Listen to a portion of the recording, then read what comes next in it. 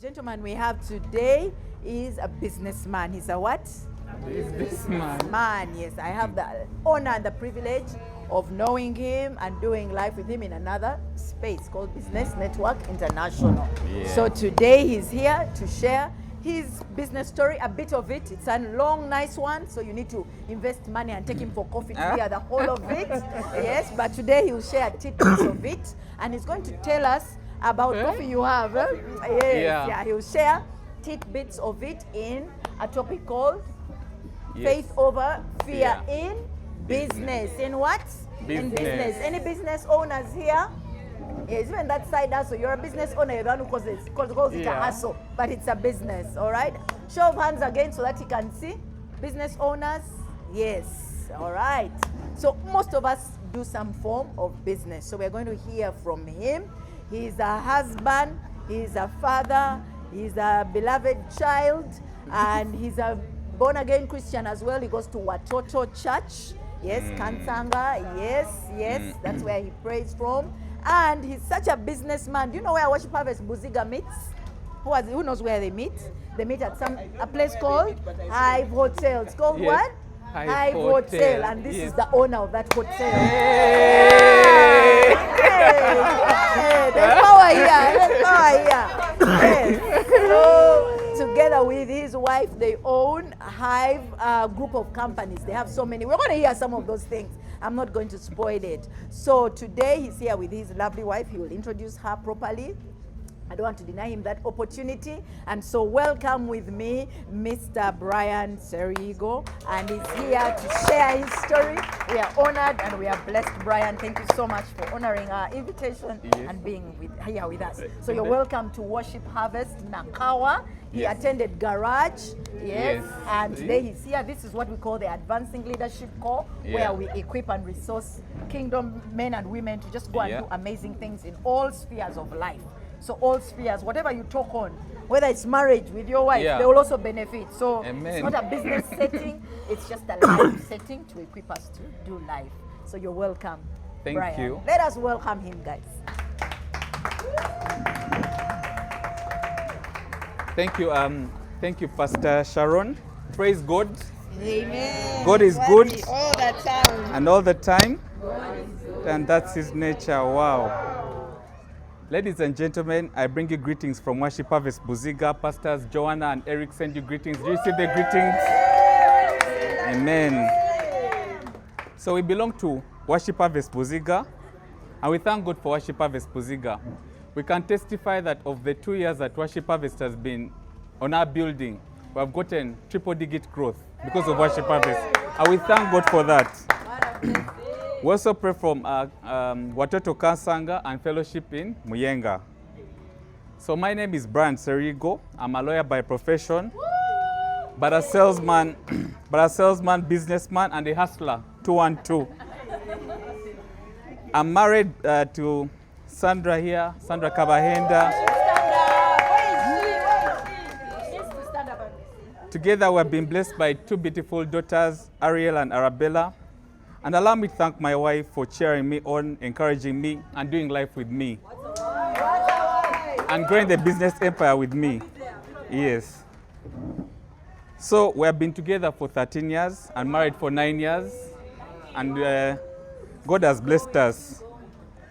So as a lawyer from law school, LDC, we are meant to back up everything we say with answers, you know? So whenever we are to give an answer, we have to back it up with cases.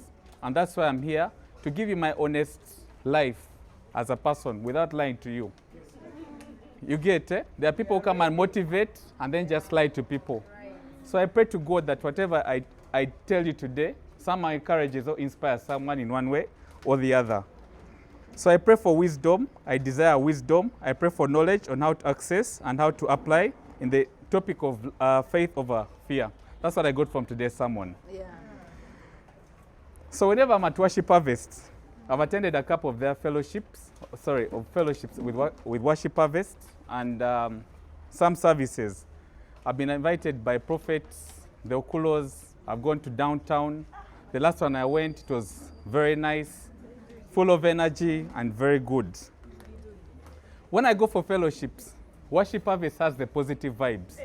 Yes, we will. You get. We're yes people. Yes, we shall. Yes, I can.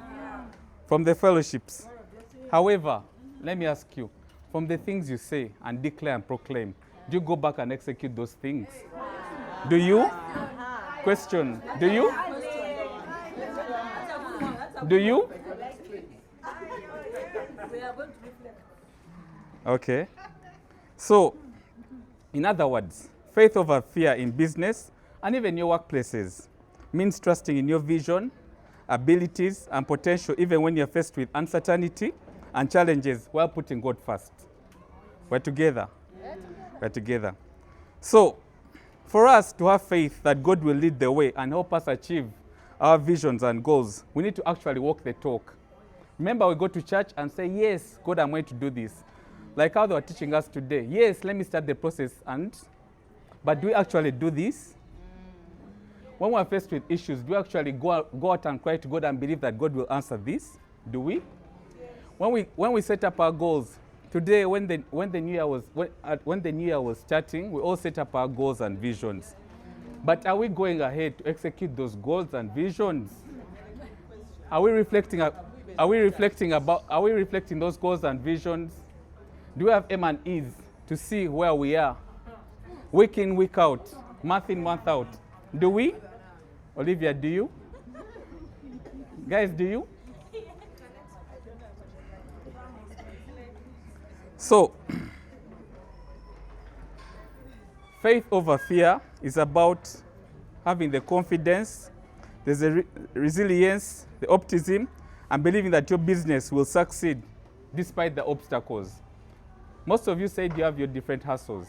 So we have to believe that the business will succeed amidst obstacles. This mindset has helped entrepreneurs and employees stay motivated, focused, and driven to achieve their goals. So I've just talked about there are situations where we come to church, we pray about situations, but do you actually believe? Because at times we go out of church and we're being realistic and we don't believe. You get? It happens, it's human. Yeah? However, practically, just like I said, as a lawyer, you're supposed to have things to back up whatever we're talking about. Some of the things we back up our scenarios with is the Bible. I quoted Mark chapter 9, verse 24, where Jesus healed a boy who was possessed by the Spirit. You've read about that thing. So I picked out, in one of those things, the boy's father said, immediately, okay, when Jesus healed the boy, he said, I believe, but help me overcome my unbelief. Number one, at times we believe in things, but in the actual sense, because of human nature, we actually don't believe that it will happen. But it's important to go out and pray to God and tell him, God, help me believe. I know it's tight. I know I believe in God, yes, but at times we practically don't believe. It's important to go out and pray to God, and God helps you to believe. Just like they preached today, faith without works is a dead thing. James chapter 2, verse 14. Faith without works is a dead thing. So I'm here to tell you about my career, how I've walked my life in all the honesty, so that we get some lessons out of it, and maybe other people will add on from there. So I started off as a sales executive at Bake For Me, a bakery in Uganda. That's my sister. Selling and going around giving out those coupons for people to come and purchase cakes. The hustle was real. Then in holidays, in O-level and A-level, I went to Chambogo University. I was a data entrant, entering things. Then I also worked as a data entrant at the MTN Marathon. People come with your kits, you put in there. It was a hustle, it's a process. Just like they rightly preached today. It's a process and it takes time, yeah? I went ahead, I entered law school. I entered Makerere University. I did law. During my campus holidays, I would travel to the UK, not to enjoy, but to work and hustle. I worked in different places. I worked in McDonald's, in Bexley Heath. In the night, I would go to a place called South Wimbledon. I would work as security so that people can, you'd stand in one place for over 6 hours without moving. That was a hustle, huh? That time I was still in campus, but I would go and work in the long holidays. In campus, there were those holidays for 3 months, where you go and work. I did all kinds of hustle. I even washed cars. Yeah, I did all those things. But I believe some of those scenarios, or what we're going through now, prepares you for the bigger picture that God is preparing for you. So I did law school. I did LDC. Now, my passion has always been in sales and marketing. I'm not the kind of person who will sit. So I worked in a law firm called Ngobindika Advocates. I would go draft pleadings, but it's not what I wanted. I wanted to do something bigger and better. I wanted to do what resonates with me. So it's important to follow your passion, what you are interested in doing. So at the time, I went and applied for a sales role at UBL. I went and studied for the sales roles for 2 days. Then I went for the interview. Meanwhile, I'd also applied for at KA. So I got two admissions. I got KA and Uganda Breweries as a sales rep driving a pickup. Guess what? I followed my passion and went for the sales role. Everyone kept on asking me, why did, no, you're a lawyer, but I went for sales. So it's important to follow where your heart is and your passion. So fast forward, I worked in UBL. I went as a sales rep in Fort Portal. In the first year, I was the salesman of the year. I was promoted to the regional sales manager role in Western Uganda. Then I became a distributor manager. Distributor manager is one of the hardest positions. You manage distributors. Distributors are rich men who put in cash in a business. People like well-established men who don't care about you, but you have to have the art of negotiating with them, so they build buildings for you, so they release money, and so that you're able to purchase drinks and serve the market. During that time, my employer said they want to see me in the marketing department. I went in the trade marketing department as a CPAM for Bell. In that, I was elected Employee of the Year from there. Yeah, through hard work, commitment, and consistency in the things I did. Well, the thing, I think the secret in working in breweries was it's best to work in the brewery when you don't drink. Yeah. And my bosses silently told me that. So whenever people were drinking and they were doing bad financial decisions, I used to always be alert in whatever I'm doing. So from there, I was promoted to National Promotions and Events Manager. I was here managing the entire Uganda. Every celebrity knew me. You get it? You understand? But I knew at some point I wanted to, when I started growing in my journey as a born-again Christian, I went and told Pastor Julius, I think I'm going to quit this job. Then he realistically talked to me and said, but where are you going to go after this? Eh? Maybe God has put you in a place to probably cause change among different people. So I did the job. I did so many things during that job. The Kabaka knew me. The Katikiro, even up to now, when I call him, he knew me. I did big concerts like Neo, Morgan Heritage, whatever, name it. Baby, anyway, everyone knew me. But it's not what I wanted as in my heart. You get? So fast forward, COVID came. Then I had to leave UBL because places were locked up. So at that point, we said, let me leave, and then we start growing our brand. So the hustle had started with me and my dear, beautiful wife. Yes. Who is seated right here, Sandra. So we first started as a couple. We all went and borrowed money from a bank, and she also borrowed money from a bank. Went and bought a piece of land that side on Entebbe Road. Before we knew it, there was a road going to pass through the land. So we had to leave the land, then went and bought another piece of land nearby, 50 by 100. We just started construction in the first 3 weeks. Then they came and served us with papers, and they told us that this land has issues and we cannot do anything on it. So we left that piece of land and went to another piece of land to a gentleman who was, may so rest in peace, called Beswell. Went and bought land. This guy was an 8-year-old, a servant of the Kabaka, but also he had a stroke, could hardly walk. Later on, we discovered that the land was not there. You know how surveyors come and old men, they come and over design, and then there was no land. So we had one thing: we had to recover our land, we had to recover our money from a man, a gentleman who is already old. So we used to, with a stroke, we used to just go together, we would get angry at times and go back. So one day we went, we were all tired of it. We just went and told him, so we were so angry, and this man had 2 wives, he had many kids, inevitably, and God forbid, we could see that anytime now, in the next 2 years, he's about to pass away. Luckily, we kept on praying. Someday, after that week, he called us up and told us, come on this day, you get your money. So we got that money. When we got the money, we bought another place near Entebbe. We did not believe in ourselves. We were like, let's buy those ends. Far. You get, like anyone, we're all practically, when we start, we're like, let's buy off far ends. Location, yes. So when we bought, that's a piece of land where they come and said, the road is going to pass through. And then we had many issues. The police went to a police station, they said, hey,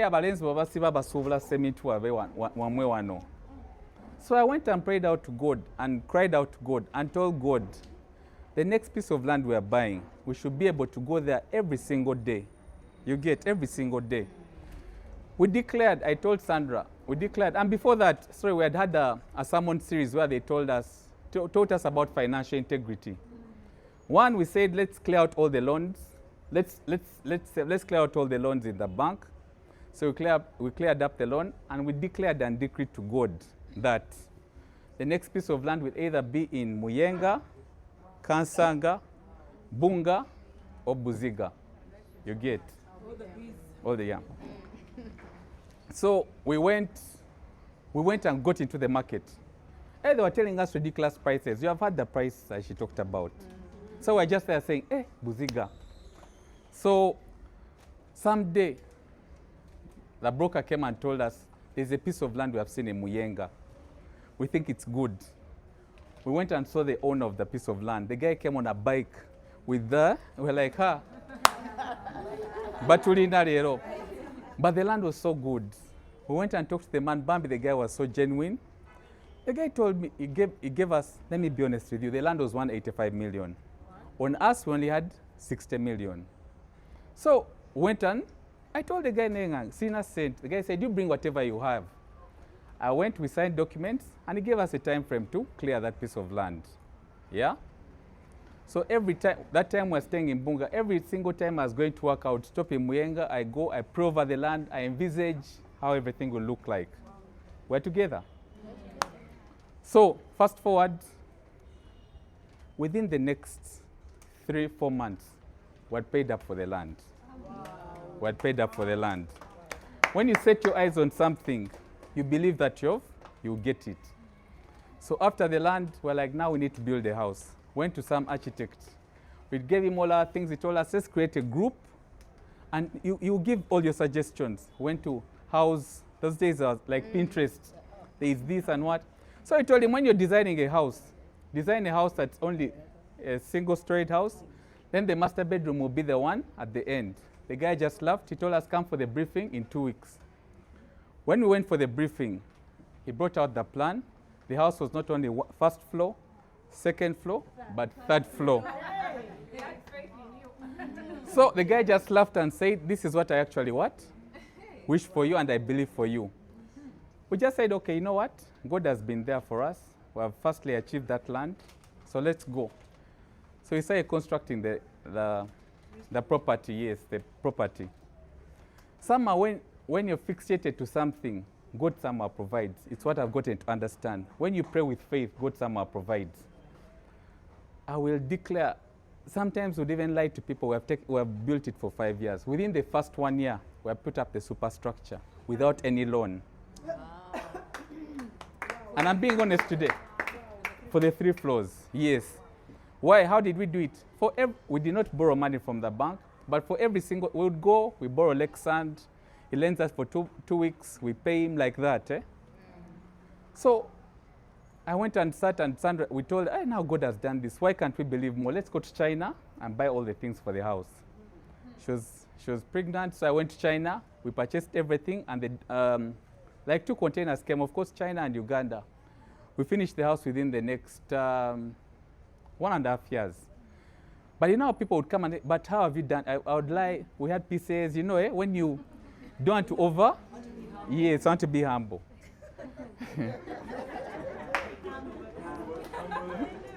Yes. So after that, we entered the house. I remember we entered 2 weeks after we had given birth to our first daughter, who is now 7 years. We entered that house. So in me, I was like, whichever child you give birth to, first of all, when you get married, it's a blessing. That's true.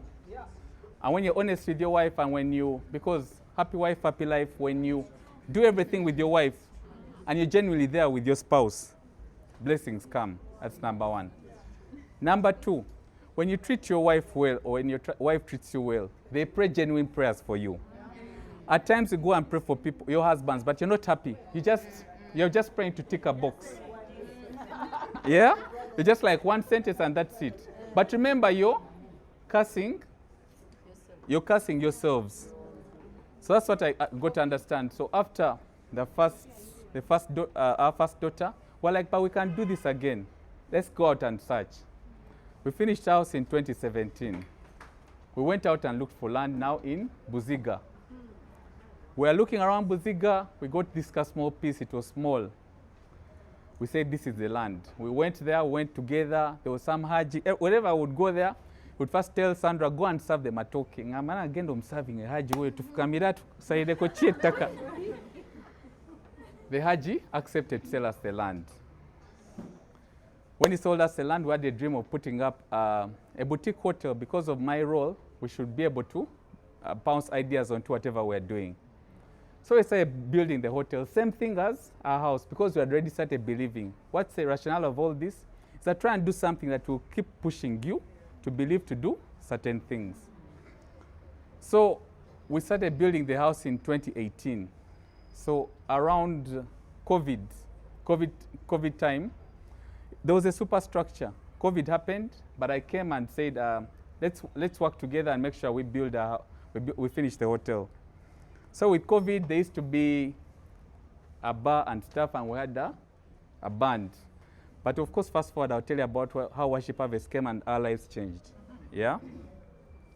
So we made so much money, but at that time, there is a lot of financial fatigue, which is human for all of us. There's a lot of financial fatigue. When you're earning, you just start throwing things, whatever bed, which is costing us, and we're going back to revamp slowly by slowly. So we finished the hotel. People started. I remember someday on Easter, there were some Sudanese who came. They want to stay in the room. I've never forgotten those Sudanese. I was like, us people have booked rooms to sleep in the hotel. That was like one of the best days. So we started preparing to get our guests. So we capitalized on, there's something they call founders syndrome, where the founder is the one who, but now we focused on what does the customer want. So whenever a customer would ask something, is what we would add on to there. So the hotel got done, and everyone kept on saying, a hotel, chai kaba muhozi, chai kaya what? We just keep quiet because we knew what we're focusing on and pushing. So I'd gotten out of work. Then at that point, I got a short consultancy course with a company called 4G Capital. So I was heading the business development managerial role in Uganda and Kenya. And that time, I requested Sandra to leave her job to come and manage. So we're each other's partners. We're business partners. So she came with the experience from Total Uganda. And with that, we got in a lot of traction because of the systems. So what's the rationale of all this? Is that whenever God places you somewhere at your work, just go out there and give your very best every single day and get to understand. Because you never know, that hustle will come and it will apply in your own business, which usually does. So from there, we decided to form up the Hive Group of Companies. Hive Group of Companies, we started doing so many things. Boutique hotel, car hire, car rental, helping people buy things in China, then bringing them up, yeah, building houses and selling.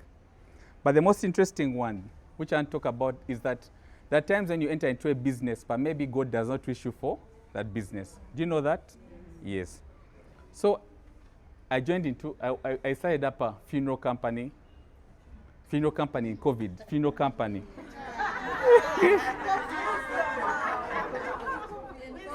In COVID.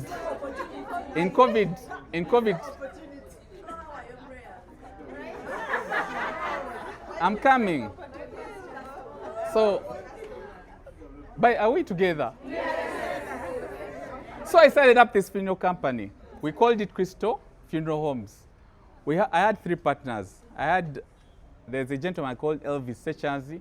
There's another called Dan Katumba. I have a musician who comes and sings. This one, actually in Kampala, he has the biggest market share because I used to follow the way you brand yourself, go in a suit, the way you talk.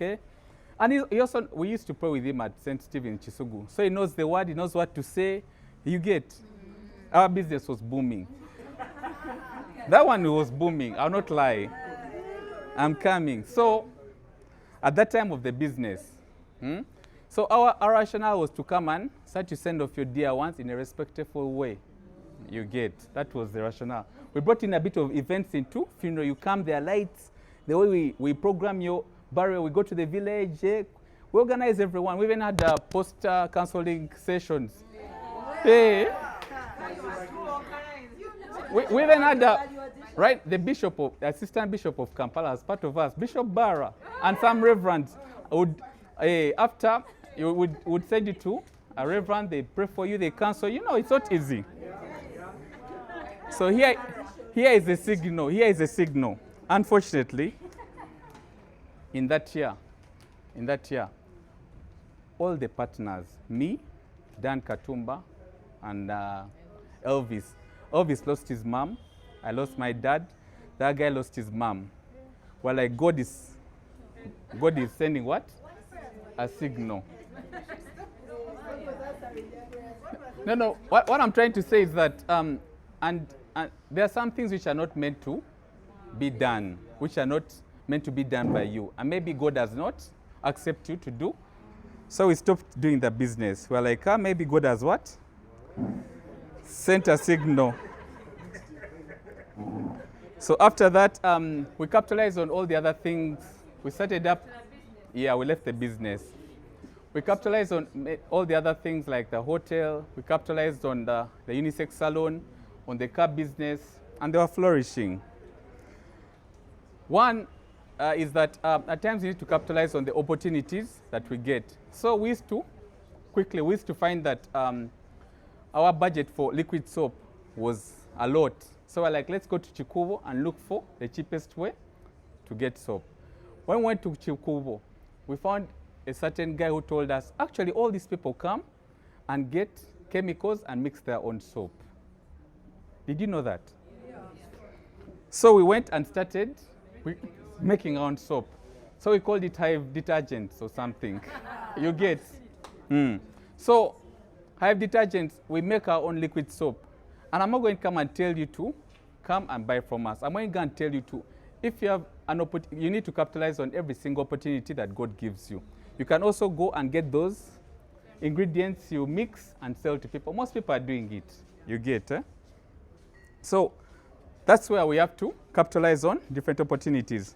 So here are some of the key qualities we need to cultivate when we are building our faith in business. 1, resilience. We need to always bounce back amidst the setbacks. Yeah? Sometime after building the hotel, there was some guy who came and approached us to go and buy certain land in Buziga. We went and paid about 40 million, 60 million. After 1 week, we got to understand that they were Bafere. Our money was gone. I kept on calling the lady who sold us. The numbers were off. When I went to discover it was stolen. So I went and told my wife, you know what? Things have happened. This is what has happened. Went, had a meal, and accepted. But we did not shut down because this had happened. We took it as this is school fees. Many times, many things happen to us. We make losses in our businesses. But it doesn't mean that you will cry over spilled milk. You need to come up and show up and continue with life. So we bounce back and continue with life. We termed it as school fees. Resilience. You need to be determined. Staying focused on your goals at the beginning of the year. We set goals, we look forward to those goals, but be determined to achieve those goals. Keep checking on those goals. They tell us that at times it's good to write down the goals somewhere on your bed, write them on your phone. Keep following up on those goals. Be determined, and somehow God will come through for you. Are we there? Yes. Yes. Vision, clearly seeing your businesses, your business potential as an employee or in your career path. Have your vision and work towards achieving your vision. At times you can achieve your vision through different aspects. One, you can get a mentor, you can get different kinds of people. Have an accountability partner to ensure that you're achieving your vision. Confidence. You need to trust in your abilities. You need to always ask your mentor and peers what you're good at. Many of us don't know what we are good at, but there are people who see something in you. So it's good to discover and see what you're good at. Then you go out and achieve exactly what you're good at. Adaptability. You need to embrace change. Whatever we think, we can't think that the road is always smooth. It's never smooth. Along the way, there is always change as we're moving in this journey of life. So we need to embrace change in whatever we do. So we need to adapt to change, because whatever we wish for is not always what happens. We all know. At times you're expecting a promotion at work, then they give it some other person. Will you die? No, you just have to lift up yourself and continue working. You need to have a positive mindset. Winning is a mindset. Once it's focused in your mind, you definitely go out there and achieve it. So you need to have a positive mindset. Focusing on opportunities, like I've attended Worship Harvest and I've set up prayer requests. On Tuesday, at times Pastor Joanna calls me and says, what should I pray for? I send her my prayer requests, but I work towards achieving those prayer requests. That's a positive mindset. Risk. The biggest risk in life is not risk at all, but you have to risk carefully. Yeah? Carefully. You need to step out of your comfort zones. The biggest risk in life is not risk at all, but risk carefully. You need to pray about it and then go out for it. We need to risk and just show up. Every single day, just show up. There are times I didn't have a job, but I'll just wake up, put on a suit and go to town. I just showed up, but somehow within a week, I would come up with something. Don't feel sorry for yourself, just show up in every single thing you do. Basic principles, other basic principles. You need to help others succeed in whatever they do. At times we have very bad hearts. We're human, yeah? Please wish every single person the best for them. Even if it's a church member or your friend, be happy for their successes. Because never know. There's something we have in BNI called Giver's Gain. I'll go and visit you without expecting anything in return. But guess what? I'll get the blessing through some other person. Just wish someone well. We are there and we hate on people, we hate on their businesses, we're backbiting people. And it also happens in churches. We're being honest with each other. But once you wish someone well, God will reward you in many other ways. Always learn how to collaborate. Always learn how to collaborate in businesses with other people. Don't look at people doing your same business as a competitor. In most cases, the business is so big that you cannot chew on that business. Like in the transport business, the business is so big. I collaborate with almost everyone. Yesterday, I had about 14 weddings. But through collaborations, I had to achieve everything. You get. There's a new job for FUFA, transporting people, but no one has all those cars to chew up the entire market. But it's through collaborations. In Uganda, we come out and look at everyone as a competitor. It's good to go and visit the person you're doing the same business. Learn from them. If the person is giving you bad vibes, it's okay. Right now, in the hotel industry in Buziga, there are so many people through collaborations from Munyonyo who cannot afford Munyonyo. They come and capitalize on us.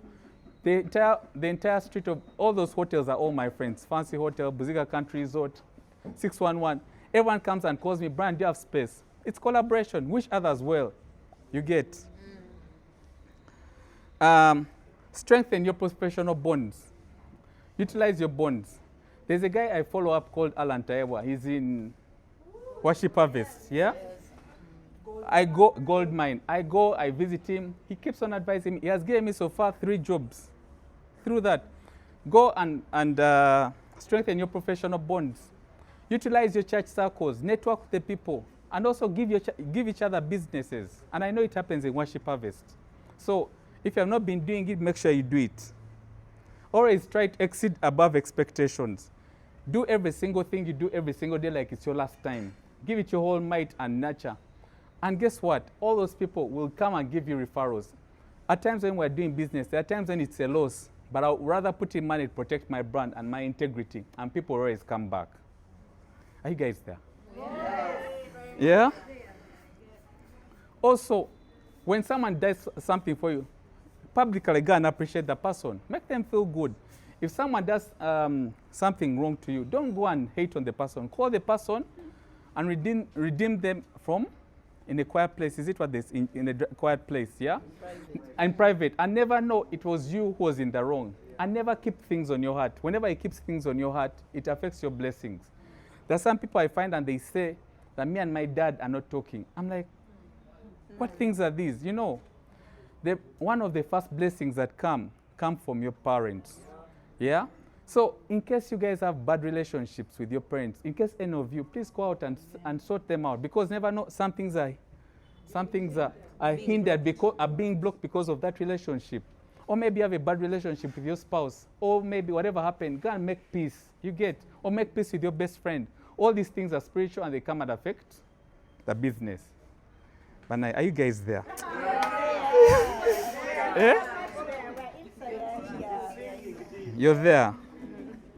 So those are some of the basic principles. There are some Bible verses. The other thing is that never judge people. It's not in our place. It's only God who judges people. We come and judge people, and guess what? It's affecting. Maybe some deal did not go through because you're judging someone, you're backbiting someone. Yes, we are all human. We have a small devil within us, but guess what? We go to church. We go to church to suppress that devil. We go for fellowship on Wednesday to put us in line. At times I want to abuse someone, but I'm just like, Katonda, God help me, give me the humility to move. You get. So it's very important. Business verses, Matthew 21:22. So whatever I ask for in prayer, you will receive if you have faith. I'm a firm believer in whatever I've set my eyes on. That's what I've been preaching. Yeah? So whatever I see and I believe in faith, I believe that I've received it. That's what we have been moving as a mentor at home. So I'll tell you a short story quickly, then we go into questions. Sometime I was in China. While I was having breakfast, in China there are seasons where it rains for over 7 days straight. Every single day in the morning, I would see a couple jogging together, a man and a woman jogging together amid this rain or something every single day. So this couple would jog every single day in rain. For the past 5 days I was there. I learned that action is important, not intention or emotion. That's how peak performers go ahead of us, like Ugandan marathon runners, Usain Bolt, Cristiano Ronaldo. You see how much they train. They come out of their discomfort and push. So we need to embrace discomfort, tiredness. We shall not avoid the hard days, but we should expect and stick to our general routine. When you do something once, like that couple, it becomes motivation. You are happy and motivated. There are many of us who go to the gym. The first 2 days or 3 days were hard. But after some time, it becomes a motivation. When you do it twice, it becomes a repetition. After a few days, it becomes a behavior. So remember the couple I watched. Every single day, it became a behavior. So that also applies in the business circle. When it becomes a few months, when it happens for a few months, it becomes a habit. You remember, it becomes a habit. So a new habit, a way of life, and that's how things change within our lives. So every single behavior, once repeated, sends a signal through your neural pathways. And with each repetition, it gets stronger. In our minds, in our brains, that neural pathways, yeah? It will get automated, actually. The principle behind when I studied, I'm not a scientist, it's called neuroplasticity. Yeah, you get it? So my body gets adapted to that. Also, when we're working, we push ourselves and our bodies will get adapted to that. So, the couple jogging constantly in the rain, I learned 3 powerful lessons. 1, stay strong. Why stay strong? The couple kept on jogging. They stayed consistent when they're jogging. And they stayed strong amidst the excuses. Remember, it's raining, but they kept on jogging. Secondly, I saw a supporting partner. I can't ignore the power of the couple jogging together. It's a magical way of accountability. That's why we need accountability partners. We need someone to support us in our hustle. So they kept on going. Like you see, sometimes when people are jogging, there is like a Keto WhatsApp group. They keep posting, you see. Why are we doing that? Because we have people who are inspiring us to continue doing us hustle. Yes. Last one was there's a solid schedule and timetable. If you are waiting for a perfect time to act, you will keep waiting. As per our timetable, we need to start when? Now. We need to start now. Don't wake up and look outside and see it's going to rain, then you're like, I bogged down. Just like the preacher today told us, the process is there, but we need to start on the process with immediate effect. Yeah? So that it becomes a routine, and we need to just show up. So what's the essence? In summary, guys, ladies and gentlemen, consistent results in fitness, at work, in businesses, in our workplaces, in life, they all follow a certain pattern. Yeah? A rhythm, a code, and they have very strong, and within this we have very strong people who surround us and help us achieve this. Yeah? That's why legends are made in the way that no matter whether the weather, no matter your mood, no matter the noise in your head not to go out and jog, you need to just show up every single day.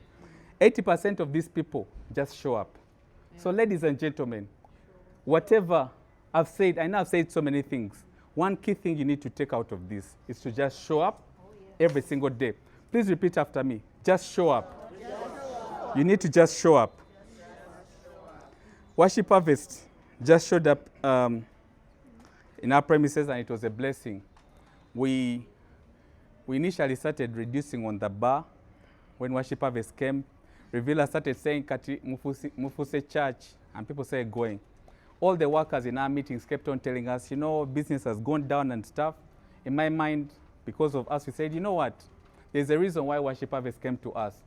And it's always important to have a God's altar in your business.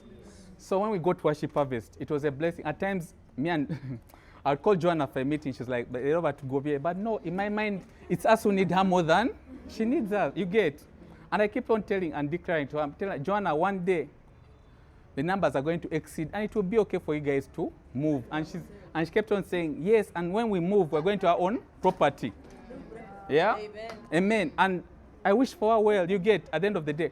But there are so many things that have happened in our business world. But when we go back, we're like, this was not in our own might. It was the power of God.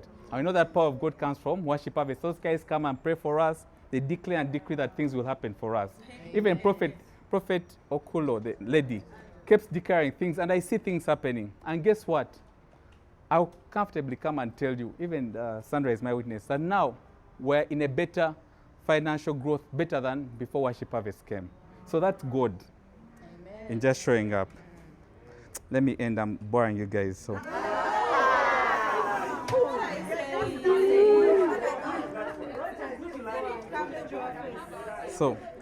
lastly, I've already talked about it. The fastest relationships to God's favor, to me, one, your spiritual leaders. If you have your pastors, then you start hating on them and doing this, you're inviting curses to yourselves. We need to respect the people of God in everything that we do. Yeah? I think you all know that. I've already talked about our parents.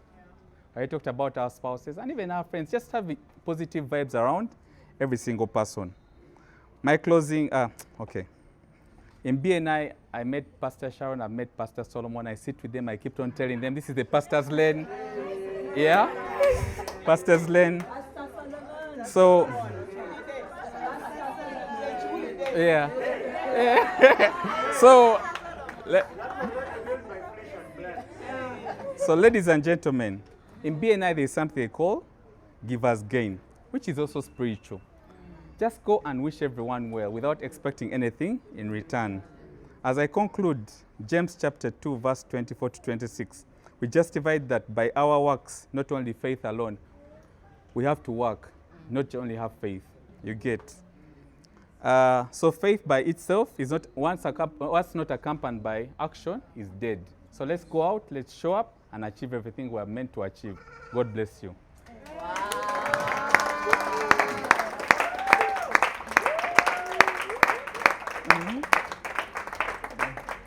So, sorry. I know there are questions. So we're open for questions. One, when you get married, there is a divine assignment on earth to help your spouse achieve their design goals. You get when you get married. Huh? No, sorry, I'm standing up because I'll come to. When you get married, we have the obligation, there is a divine assignment to help each other to achieve. And when you're choosing a partner, it doesn't mean that everyone will have the same strength, but it's your duty as a person to help the person. Help your partner, envision your partner. So, number one, Pastor Emma, partners along the way. It's important to have partners because there are certain things you cannot achieve by yourself. Yeah, that's the honest truth. So there are investment clubs, there are all these things. It's important because at times you cannot achieve certain things alone. There are partnerships I've had in certain way in things, events and what I put in money. You cannot go far without partnerships. So it's very important. Partnerships, you cannot go far without being part of, maybe at work there used to be circles. I don't know, at church, do you have an investment, sorry? It's multi-purpose. Yes. So a cooperative. So through those things, now at UBL I would save about 60% of my salary every single year. I mean every single month. Then every single, at the end of the year, I would get something to buy. You need to live within your means to achieve certain things like this. Remember I told you that some of my old employees used to drink expensive drinks. I'll be in the office and buying a sumbusa and chapati from the lady at work. They're coming food from prawns. You get CJs. So it's very important to live within your means and practical ways.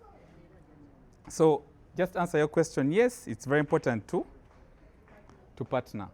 But you're supposed to be careful on who you partner with.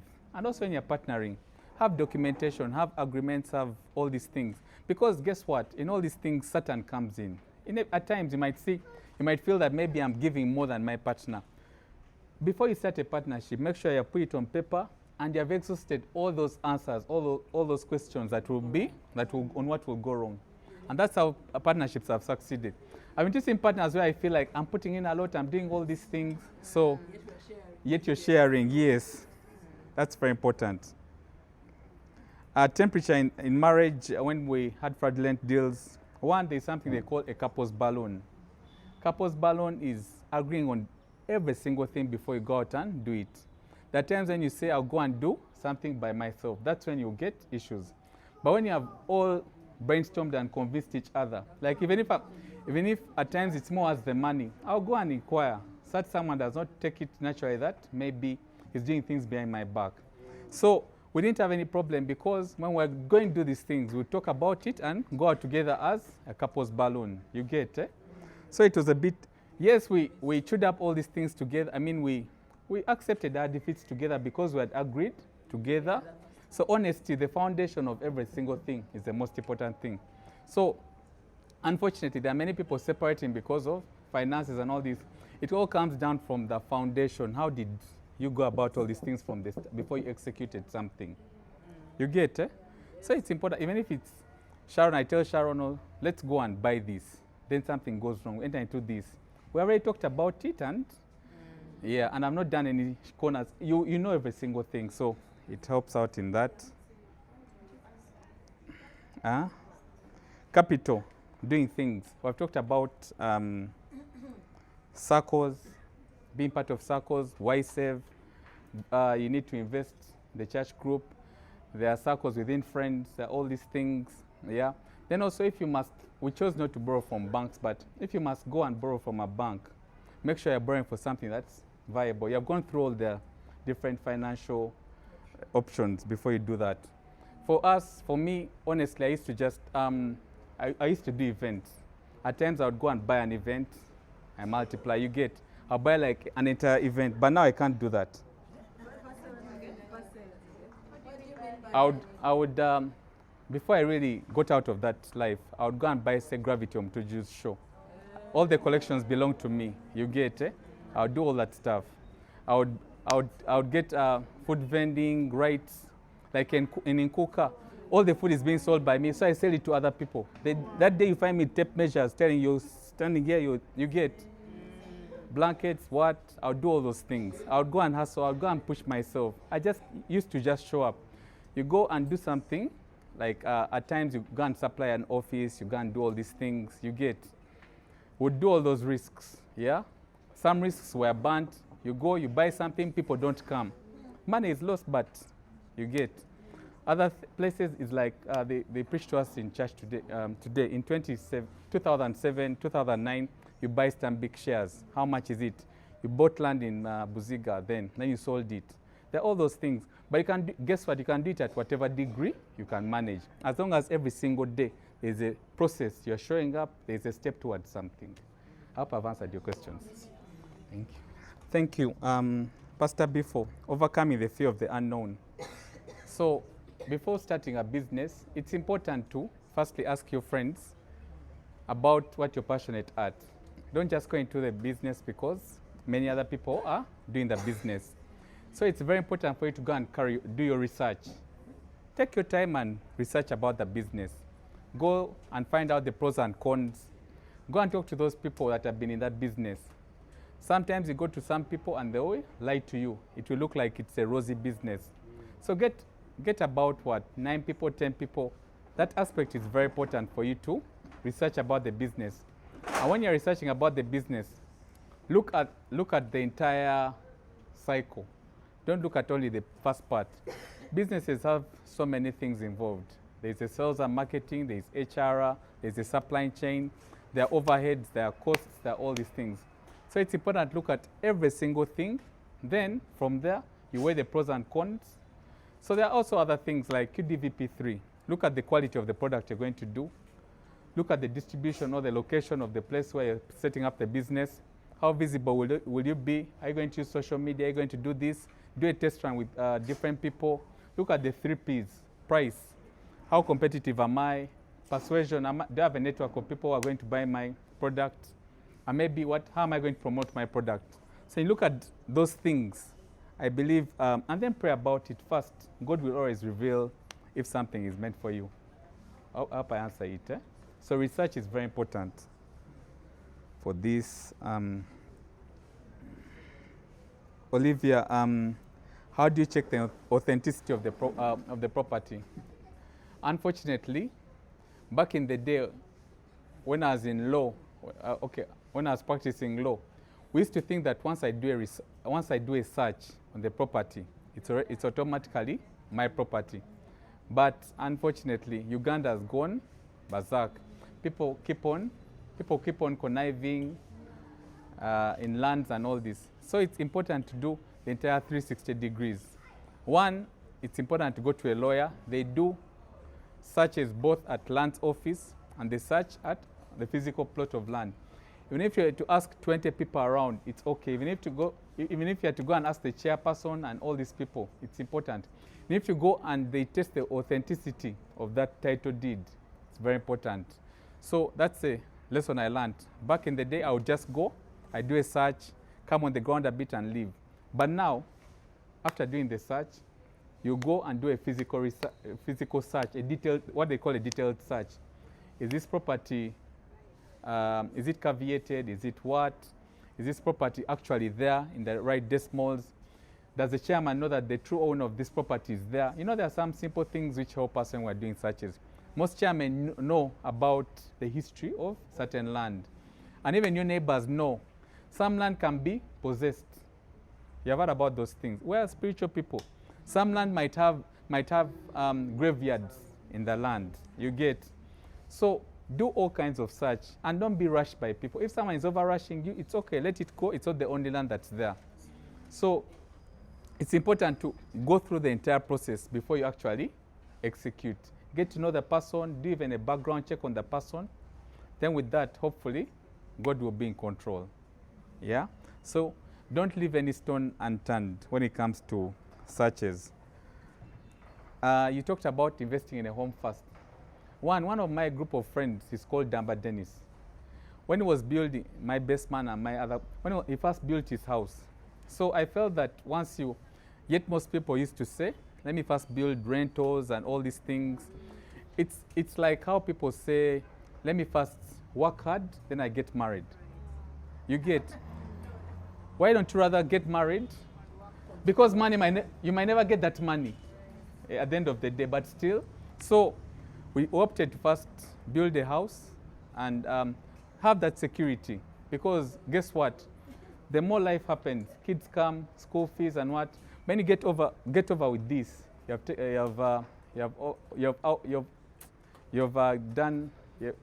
have left a certain part in your life. So, as we decide, some people decide to first invest in a business, and the business will build a house. As we decide to first build, because remember we said we're going to build without taking any loans. You see, if time had reached, like right now we have a project, if time reaches and we don't have money too, it's okay to stop. Then you do other things. When the money comes, no pressure, you get. So even you're doing all these things, pace yourselves, don't stress out yourselves. Don't go and steal to do something. Do it within your means.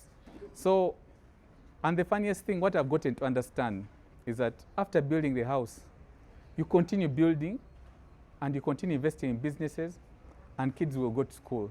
The other vice versa is also a bit, once you have a house and stuff, it will help all the other things to move automatically. Then also building a house, it's important to give your family some security, that there is something, yeah? In case, God forbid, something happened, there will be something that is best for the house. So if you're in position, but do it at your pace. Don't go and borrow money with whatever profits and with whatever money that you're getting. Have your goals and stay focused towards something like that. The last one was on, I hope I answered that question. That one was on hotels.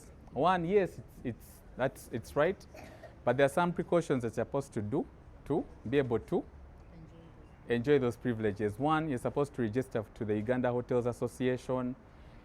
Then it's a very good association. You will, in case there are any conferences, they'll always let you know. In case there are any trainings for employee staffs and all those things, Uganda Hotels Association will help you. And remember, Uganda is trying to develop Uganda. So there's so much money in the hospitality business. There's so much money in the tours and travels. That's why you see when people are bringing in tour vans with red number plates, at times they don't pay taxes. You get, when you're bringing in property to invest in a hotel or something, government will subsidize you because they're trying to promote tourism in the country. So it's right, but you have to go after. You have registered in the Uganda Hotels Association. You have clean books and all those things. Why? Because also you can decide to sell your hotel franchise to any hotel in the world. Like Marriott might come, like how Marriott came and took over Protea and things like that. Yeah.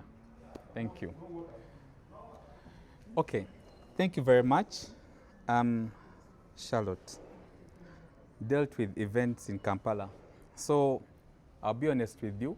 In my previous role as the National Promotions and Events Manager, I got to network with all these people and I managed to get some of these events through my role. That's why I said when you're working in a certain place, it's good to capitalize and maximize. I'll give you an example. I was still there and Honorable Mama Mbabazi calls me. I reach, I'm telling people at home, can you imagine I'm talking to a mama? I want to take a picture. And guess what? He was telling me, I've heard about you. I want you to help me be among the people who are going to organize the event with President Ramaphosa and the president. So he made me walk to his house every single day for like 2 weeks. And I would go and walk and be there. Yes, sir. Where Kumbe, the guy is studying my temperaments and the way I'm doing my things. It's like, I can even research about you, who your ex-girlfriends were, who. I said, please do everything you want, but me, I'll work and I'll execute the job. So fast forward, they gave me the job. So for that introduction, they gave Serena to manage the inside part, where the president of South Africa was. In the main place, the presidential, where the President Museveni was seated was managed by State House. And guess who managed the other part? Yours truly, Brian. Eh?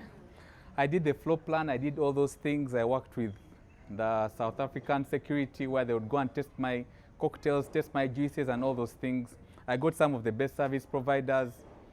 I didn't have waiters. I went and partnered with a guy called Edrisa Wow Events. I got the best things and we actually executed well and it gave me big mileage. So what was I talking about? I was talking about events, yeah. I just capitalized on my relationships. So in those relationships, I got to, even up to now, I supply a chair A at the end of year party, Stanbic Bank, and different. It was all because of my relationships that I built at work. That's why I'm saying when you're at your workplace, never know after I've left that workplace, how will these relationships impact my life? So always treat people well. Like when you go to the banks, at times you find rude tailors, but there are people who will be nice to you. Even after they have left, people follow up with them and give them business in whatever they do. You get it? So the other thing you asked was when you compare your products to competitors, it's actually advisable for you to always visit and collaborate with competitors. Why? It will help you improve your product. You can never stand. No, as in there are some guidelines and there are some lines you draw, but it's important to always ask people. You might be there. You might be there thinking that your juice is the best, but when you go and learn from someone else, and just genuinely go and ask the people about what they do, and you genuinely get this advice from people, and it will help you what? Improve on your product. So I'm up for going to competitors or collaborating with people and learning from people. People have some of the best systems. Maybe you're there, you're operating anyhow. And that's why I joined BNI, because I was a scattered businessman. But when I've gone there, I'm doing something they call one-to-ones. I go and visit people's different businesses. But guess what? From those businesses, I get to learn best business practices, how people do things, how people recruit people, how people work with their HRs. And it helps me. So I even go and visit my competitors in other chapters. But trust me, whenever I go and visit someone, you never come back the same. You come when you have learned something from the person. So it's good to look at it in a way that I'm going to learn from the person. Yeah, just go. And even when you go to learn from the person and you find that you're better than the person, it's okay to give them some of the tips. Guess what? The market is so big. There are so many people taking juice. You get. But if I go and there are people who go and just want to steal from the person. No, just go and learn from the person. But also I'll have some guardrails while I'm dealing with the person. For example, there are people who come from nearby hotels for me to employ them. Guess what? I'll first call the person and ask them, is it okay? You get, because I don't want any friction. I'll have my limits when I'm doing certain things. So that's how I would answer it. I would think that you go and learn from the people, because there's always lessons. You can never be on the island alone. Was that the last question? No, Birunji. Partner is not a believer and cautious. One, what I would advise is that you just keep talking to them about, maybe, never know, it might be the wrong one, or it might be the right one. There's no one who knows, but just keep praying about it. Just keep talking about it. You see, one way or the other, one day you will win them into your beliefs. I don't know, Pastor, you forgive me if I get it wrong. But in divinity, I remember Paul's letter on marriage. There are times when people will get together with someone who's not a believer. You'd stay with the believer and keep praying. There's testimonies like Nala. Do you guys hear Nala's testimony of how she got married to a Muslim and later on the guy converted into a Christian? So just keep praying for them. Just keep praying for them. But also, very importantly, remember the foundation we talked about. Before you get married to a person, or before you try and see if your values align together. It's very important. First, forget about all this. Oh my God, I love the guy. He looks nice. But get into the detail, and you'll ask yourselves if you're able to stay with this person for the rest of your lives. It's an important thing. That's why we go to church. We go through counseling. Even after getting married, it's not enough. You need to be part of community, marriage, like we have a marriage fellowship where we go, we study different books. And I know even our worship service is something you heard, you get, eh? Those things keep making you better as a couple. You see, even your husband will go, you have gone together. These people will be like the neutral factor. They'll come and lay down all these things. And in most cases, you'll find that certain things they're talking about in these counseling sessions, actually the things that are affecting you at home. And from the pastor's teachings, you get some positive attributes, and then you work with them. Then it's also important to communicate. Guys, communication is the hardest thing. But the best way to communicate at times is you pray about it. When you're together, you pray. God, Bambi, Omwami mzibu nyamba. He will not reply, you get, eh? But just pray. God does so many wonders. I know Pastor will talk about it. God does so many wonders. Pray about every situation. Talk about it. Tell him now there is this deal. If the person has refused the deal, maybe there's a reason why. Get to understand. Then write down the pros and cons. And at the end of the day, you'll come up with a logical conclusion on the matter. So it's important to first get a buy-in from your spouse. Other than you might decide to run, then later on you get banned, then you come back, then before you know it, that's when you start separating. I no longer trust him. She also starts doing their things alone. So it's very important to communicate.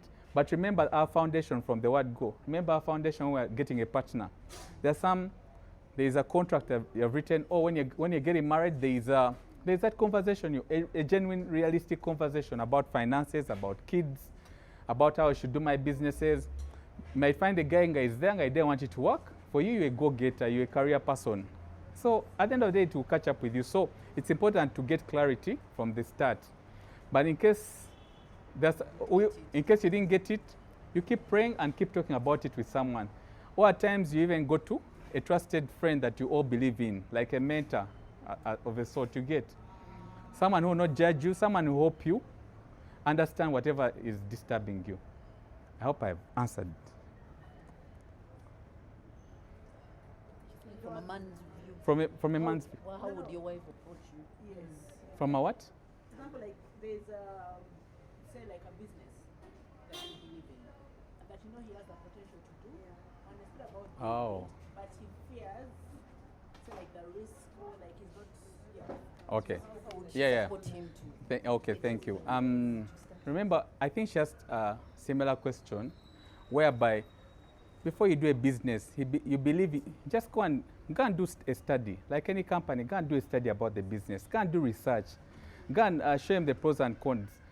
Go and see the people who have done that business and have succeeded. Those people are willing. Every business person has a CSR to come and teach you all that stuff that they do. You get, it's upon them. So it's important to go. You just go and build your case. We have all worked in one way or the other, and there's something you want to sell to your boss. Remember, before you sell it to your boss, you go, you do the PES document, you do the return on investment, what are the pros and cons. Once you illustrate this to someone, he'll go and think about it. But also, maybe at times a partner takes time to absorb certain things. Get to understand the person, give him his time and space by while you keep preaching it to the person. And before you know it, and there are times when, yes, it works, and there are times when he had his reservations and the thing did not work. So it's good to go through that process, research, tell about it, go to people who have done it, and come and show him all this evidence about the business. Yeah. Dr. Arthur, thank you on your reflections. One thing I wanted to add on to that is that whenever you hit a roadblock or something happens, please make sure you get learnings out of that roadblock. Yeah, so that you don't do it again. That's why we said it's what? School fees. So even after any event and anything, even at church, I'm sure you do it, make sure you have an M&E session. What went right? What did not go right? What were the opportunities around this? You get. It's very important to reflect and see how the event went. Yeah, before I forget, you're very, very right. It's not that everyone thrives in business. Yeah. So many people like saying, let me run away from work and start business. Never know you thrive through employment and make things better. Yeah. There are many of our parents who went through employment throughout their lives. They were working in public service and all these things, and they thrived there. You get. So don't go away saying, let me go and start a business and leave my work. No, maybe at times it might not be, the time it might not be right. You get. Or maybe you're designed to stick to your career growth strategy where you become manager, MD, whatever you get. So yes, what you said is very right. It's not that everyone is capable. Not everyone is what? How can I say it? Should be, yeah, not everyone is start out for business. If you're employed in your workplace and you have your career growth, maybe you're tired of your job, you go to another one, it's still okay. We're all living through life, you get, yeah. So that's what I wanted to say. So, okay, why? Because there are so many people who come and tell us, man, me, I'm going into business, I'm going into business. But it's not as rosy as we think a business is. Some people leave their jobs and then, and also, I'll also attest to this. When I just left my job, at a certain point, I was like, is it the right choice? I went and started applying again. I'm doing these things, but I'm trying to apply. So it's also till you get to a comfortable situation, but also remember that when you're at your job and maybe about to retire or something, plan for the time after retirement. Have your steps somewhere. Why? Because there's a time when there was a restructure at our company. I think in that department we only stayed 2 people. At that time, or you're going to leave your job. At that time, many people lost their jobs. Some people fell sick. I know a guy who passed away, yeah, because of the restructure. So it's always important to keep planning for yourself. Don't only look into the job. Plan in case today just wake up. Employers, they'll just wake up and say, today you have to go. Will you just go and die and get depressed? So keep looking at the future in case anything happens. Remember, employment and jobs, they're not secure at any time. At the back of people go and maybe you don't fall into their strategy that time. So you have to get out. So that's what I thought I would share. So faith over fear. Yes, thank you very much. Faith over fear. The number one step is first making the step. And the step is not normally in words. It's actually executing. Yeah? When you're going to build a house, you might not have that money.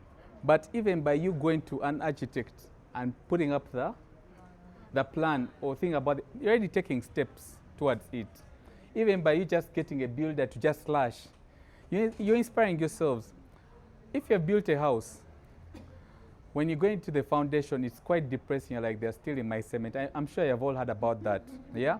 But when it starts going up, is when you get the joy and things about it. But also it's important to research about whatever you're going into. Why? Because many people scare us. They'll come and give you ridiculous bills and BOQs. And then you know how people talk. People come and scare us and like, you see that house? There's 300 million in there. It's a lie, honestly. At times I feel like just doing a slab, a foundation for a double straight was about 35, you get. Maybe when you're building Otademo Luzungu, you bought a construction company, you get, and many people have built houses on someone's project. So it's important to do that research and get realistic people who tell you the truth. Because at times putting up property, putting up houses is not as expensive as people resume. But remember, we did not what? Research.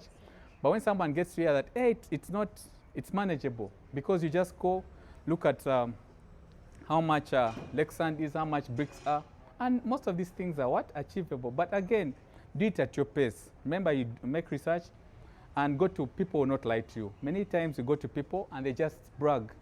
That house is about 1 billion. That house is about what? Then you, Bambi, in yourself, remember, that's where the fear comes in. You're like, will I ever manage this money to start this? But once you go to realistic people who will tell you the truth, all these things are manageable and they are doable. Have you guys all traveled to your villages? Then you find someone who sells matoke, but he has built his car house. And guys are happy. And how do they do it?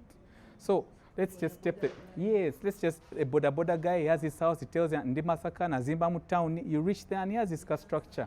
But look here, you're like, me, I cannot manage, because of people who come and discourage us and say things which are wrong about all these things. But yet things are doable. Thank you.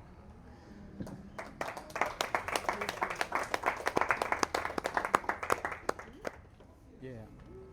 But also on top of that, we try to raise the children in a godly way. Make sure they go to church, get those different values like hard work. Then we purpose ourselves to work with them when they're in school. In case there's anything, we have discussions with their teachers and what. From what she has said, we have also developed some of our talents. Like our firstborn daughter wants to be a visual artist.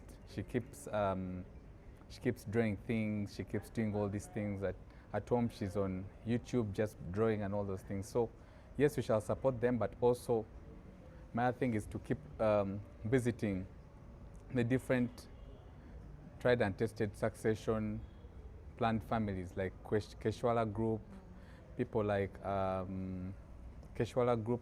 There's Chams, families that have stood the test of time where they get their kids, they get them into school, then they come and incorporate them. Mukwano, Murana, going for talks where those people are talking about those things and stuff. So it's not automatic. We just leave it to God, but just do what is best for you, what you think is right. But number one, just instill those Christian values. Going to church every single day, praying. When we're going to school, we have to pray.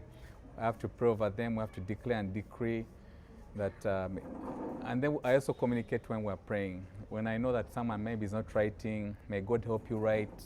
We're about to do assessments. May God help you go through assessments in math, mental math. Yeah, talk to the teachers and stuff. Yeah. Then also be involved in school. Like I'm the PSA chairperson for BSK, British School of Kampala. So being involved in school helps you get to learn from other parents and the things that they're doing. Yeah. Also talking to the school owner. She'll give you some of the best ways. She's my friend. Like I'd go and talk to Miss Winnie Bagonza. She gives you the best practices and all these things have worked. So you can't stay in your own cocoon. You have to keep going out and learning and stuff. And then for children, just leave it to God because things can go. We just keep praying and praying and praying.